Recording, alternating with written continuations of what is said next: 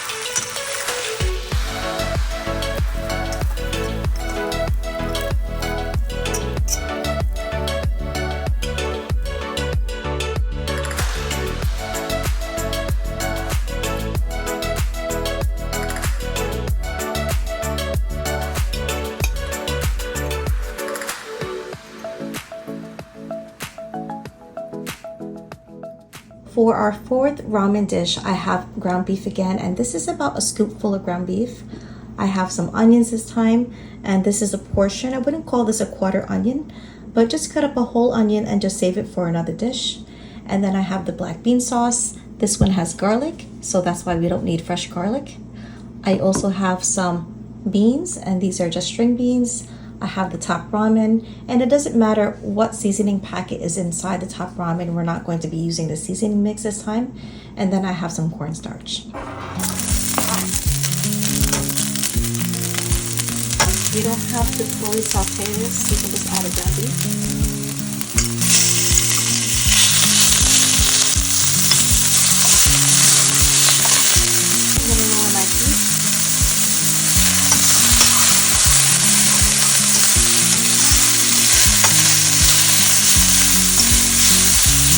To add 1 teaspoon of the black bean garlic sauce, and this is how it looks like. This is very salty, so you don't want to add a lot.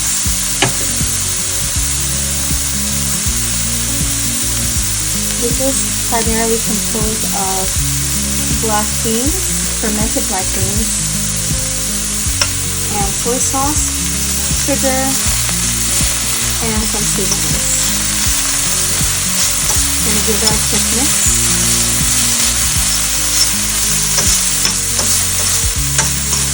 It gets a nice brown caramelization on the bottom, which gives it a flavor. We're going to do 3/4 cups of water. We're going to put 1 ramen without the seasoning packet, and we're going to put just a few green beans. We're going to cover this, and we're going to cook for about 3 minutes on medium to low heat. Halfway into the cooking, you do want to turn this over. So just flip your noodles over, give everything a mix, and then continue cooking. You can add a little bit more water if you need it, and a little bit more time if you want to have these noodles done. So that's my timer. I actually flipped it a little bit too late, because you can see the green beans are already done cooking. So now that our 3 timer is up, there is some liquid in here. I'm just going to mix the noodles a little bit better. The green beans are already done cooking. And then we want to add our thickener. Now you're going to take 2 tablespoons of water and 1 teaspoon of cornstarch, and just mix it together and pour it into your dish. You're going to let that come to boil and give it a good mix. Everything is going to come together. If you want, you can cut the green beans, but I prefer it to be whole. And the noodles, I kind of like it to be a little bit al dente with the bites, especially since there's hardly any liquid in this. Okay, so this is it. This is about done. I'll plate this and look at nice and presentable.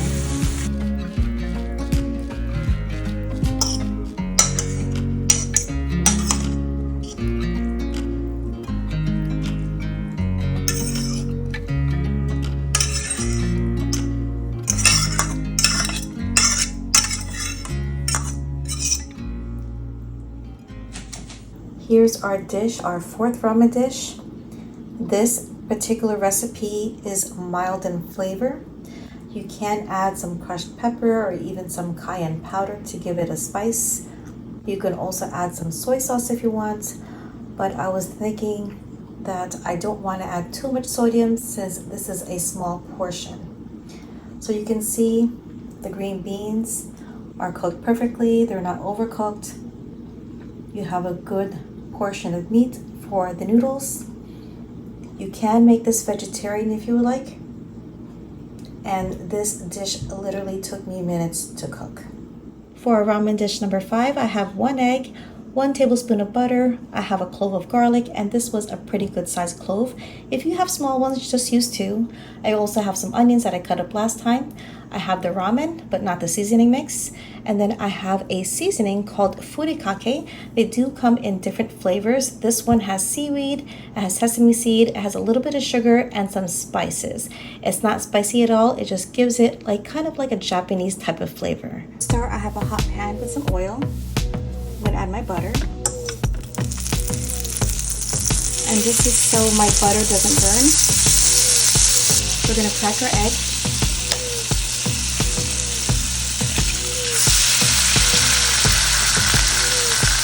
We're gonna add in the onion and garlic. I should have added this in already. I was ahead of myself. I was going to scramble the egg, but I think I'm just going to keep it fried for a better presentation.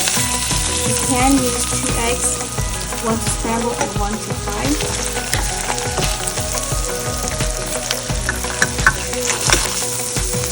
going to save this. We're going to add in our ramen. We're going to add 1 full cup of water. That's the second cup. Don't forget to add a tablespoon of soy sauce. It's just about 2 minutes in, so halfway. I'm going to add a little bit more seasoning, some crushed pepper, just a few. I am going to include a little bit of that seasoning mix just to get some chicken broth flavor, and then we're going to turn our ramen over. We're going to let this continue cooking with the lid open for another 2 minutes.